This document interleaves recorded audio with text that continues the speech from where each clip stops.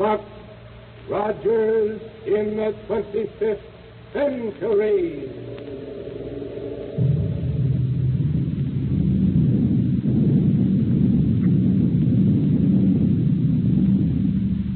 Buck Rogers is back on the air. Buck and Wilma and all their fascinating friends and mysterious enemies in the super-scientific 25th century. This program is brought to you by the makers of Popsicle, Fudgicle, and Creamsicle, those delicious frozen confections on a stick. Now I have a swell surprise for you. The famous winner of the typical American boy contest has now become Popsicle Pete. And here's a message from him. Hello, everybody. I sure am glad to meet you. And boy, am I glad I was picked to be the typical American boy. Because now I'm Popsicle Pete. I always wanted to be on the radio, and now I have a chance to tell you about some wonderful presents you can get, free. Gee, you ought to see them. Hundreds of them. You get them just for saving bags from nifty Popsicle, Fudgicle, and Creamsicle. Some gifts, even better than Christmas. You can get a wristwatch, a movie camera, table tennis, a wallet, a doll. Gee, lots of gifts. Just save the bags from Popsicle, Creamsicle, and Fudgicle on a handy stick. Boy, do they taste good. Wholesome, too, and nourishing. Made fresh every day of the finest ingredients.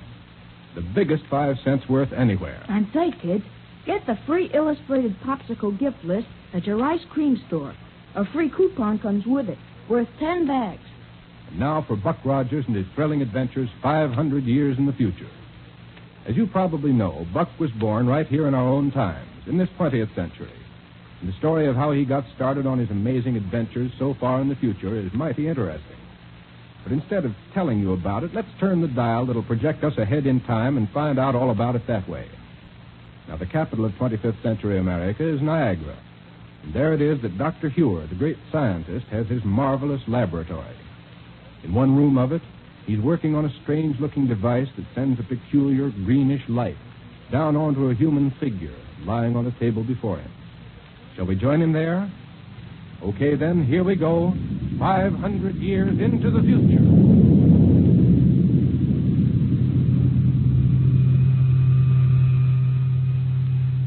The ray is putting you to sleep. To sleep. Relax and sleep. Sleep. Sleep. Good. The ray's had its effect. Now I can go ahead. Yes, come in. Oh, hello, Wilma. Hello, Dr. Hewitt. My, why don't you have more light in here? Coming in from outside, I can hardly see a thing in this spooky greenish glow. Part of a little experiment I'm conducting. Oh. But tell me, have you seen anything of Black Barney here in Niagara? Why, no. Hasn't given up his job of Prime Minister on Mars, has he? Oh, no. But one of his Martian rocket ship factories has worked out a new control device for me. I rather hoped he'd get here with it today. Oh. Meantime, I've made ready for a final test of this little invention here. Like to stay and see it? I'd love to, Doctor, and you know it, but I just dropped in to find out if you'd seen any sign. Oh. What's the matter? Doctor, what's happened to him? Eh? Is he all right? Doctor! I see. What's happened to him? Why is he lying here on the table? Don't worry, Wilma. Don't worry. Doctor, what are you... He has offered to be the subject of my test. That's all. But then, why is he... simply lying here, comfortably asleep, under the influence of my electro-hypnotic ray. Oh. I was afraid something had happened to him. Not a thing. Surely you don't think for a minute that I'd do anything No, of course not. But the electro-hypnotic ray... Are you sure this experiment won't hurt him in any way? Oh, absolutely sure. Well, you can't blame me for being a little shocked for a minute. But what's that thing up near his head that looks like a miniature power plant with a loudspeaker on top of it? That, Wilma, is my latest scientific achievement. My newly perfected electro-hypno-mentalophone. Your what? Well, you remember the mentaloscope, don't you? Sure. When you put a person under the mentaloscope, all his memories showed up on a sort of moving picture screen. That's right. And this is an adaptation of it. With this, the electro-hypno-mentalophone, the memories of the subject will come to us verbally, through the loudspeaker here. Provided, of course, that my calculations have been correct. Sort of read a person's mind aloud, you mean? Yes, that's it exactly. Where do you ever get ideas for things like this, Dr. Hewer? Surely people don't just barge in and ask you to work them out. Hardly. The scientific research and experimentation that led up to the development of this machine was started way back in the 20th century.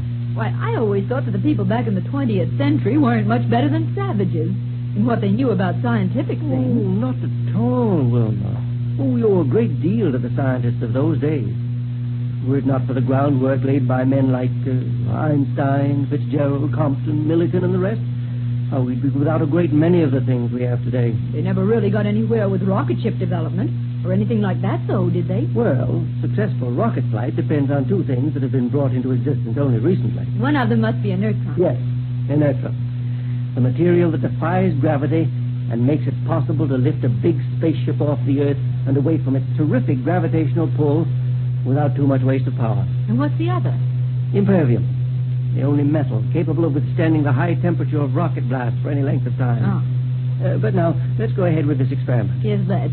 And you can tell me how this apparatus works as we go along, and just what it does to them. Well, not very much to tell you about the apparatus itself, Wilma, except that here, in this little pad under his head, is an extremely sensitive and high-frequency response piezoelectric oscillator of quite complicated design. Yes, I guess so. Yes. And I've succeeded in tuning it to receive the minute electronic impulses that emanate from his brain Yeah. through the medium of a super-radiating protonoformer. Oh, yes, Oh, what? In other words, we're able to obtain sufficient amplification of the impulse output to register audibly through a process of thermionic note magnification. That's all there is to it. I think I'll understand it better when I see this thing work. I shall be very much disappointed if it doesn't. Oh, don't you worry about that, Doctor. Your inventions always work. I have been rather lucky in most of my experiments, haven't I? Lucky. Well, now let's proceed with this one. All right. Anything I can do to help? No, thanks. First of all, we'll have to switch in the electronoformer. Gives the electronoformer a sort of eerie sound. Yes. And now, when I switch on this microphone and speak to him, my words will be registered directly on his brain. Not through his ears, you understand, but directly on his brain. Uh-huh. And if we're successful, we'll receive his subconscious response through the loudspeaker. Go ahead, Doctor. Now, young man, what is your name? I said, what is your name? Buck Rogers.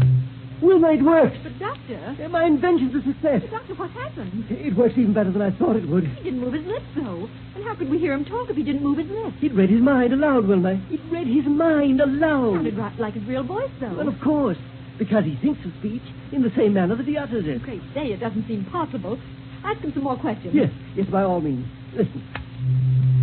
Buck, you were born back in the 20th century, were you not? Yes, sir. But this is the 25th century. You see, Wilma, his memory's preserved intact. May I ask him a question? Surely, go ahead. Go ahead. Buck, how did you happen to come to the 25th century?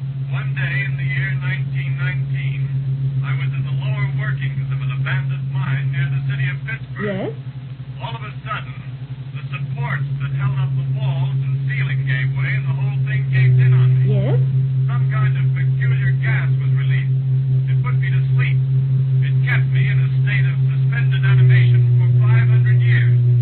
Then the ground shifted and let in fresh air and I woke up. Well, how did you know you were in suspended animation for 500 years? Instead of the year 1919, it was the year 24-something. To be exact, it was 24... How did you know what year it was? I was told about it by Lieutenant Wilma Deering, a beautiful girl soldier I met when I first did it. Oh, then you knew Wilma Deering. Oh, I certainly do. She's the finest and bravest girl who ever lived. Why, Wilma... Buck Rogers, Yes? did you find anything new and different when you first came into the 25th century? Oh, a great deal, thanks to Dr. Hewer, Dr. Hewer? the greatest scientist who ever lived.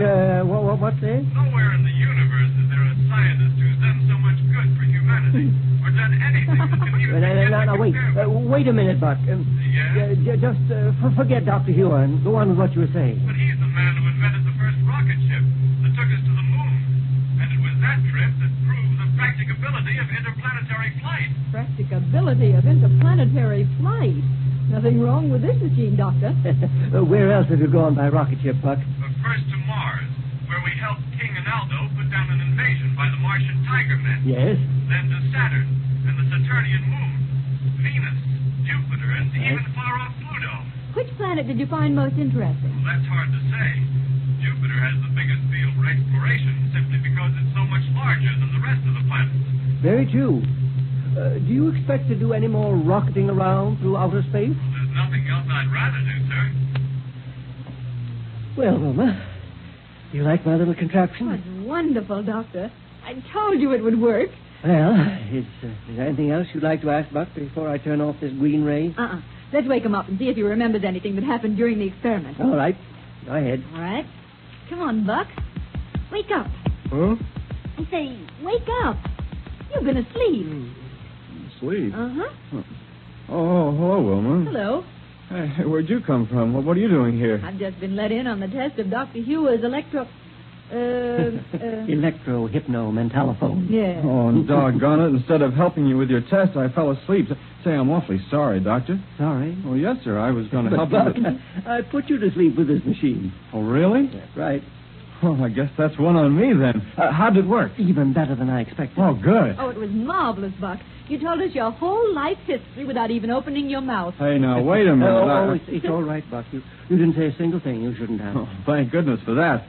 Let's put Wilma under it. Oh, no, you don't. Oh, you have to do something for excitement around here. Come on, Wilma. Oh, you're never satisfied unless there's something exciting going on, are you, Buck? Oh, it's not as bad as all that, Doctor, but things have been sort of slow around here lately. And Wait until we start making tests of the new type of gyrocosmic relativator I've just devised. a new one.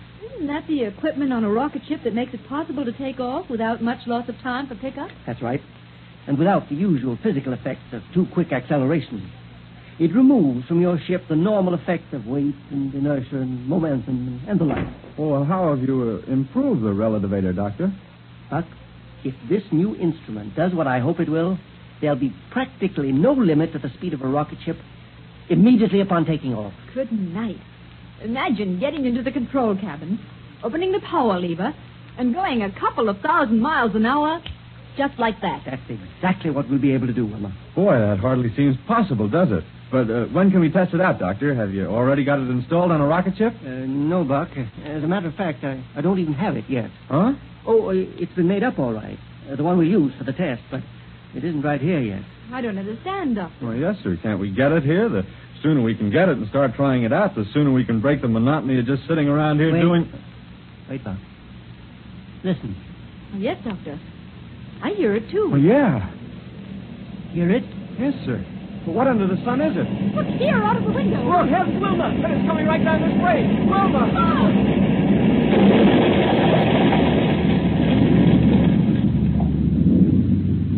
Say, Buck's wish for excitement certainly came true in a hurry. Great day. I wonder what that was. I certainly hope he and Wilma and Dr. Hewer are all right. What do you say, Pete? Well, I know what would make me feel all right. A great big frozen fudgicle. Jiminy, can you imagine anything better than that fresh, creamy chocolate fudge frozen ice cold on a stick? Fellas and girls, what's the best, purest, biggest nickel's worth you can get? Right, a fudgicle. Delicious and full of healthful energy. Made only from pure milk products. Swell to eat and easy to digest. And don't forget to save the bags for those wonderful free prizes. Exciting gifts like cameras, dolls, sweatshirts, gorgeous jewelry, and lots of other things. Now listen, kids. Be sure to get your free popsicle gift list at your ice cream store. Don't take no for an answer.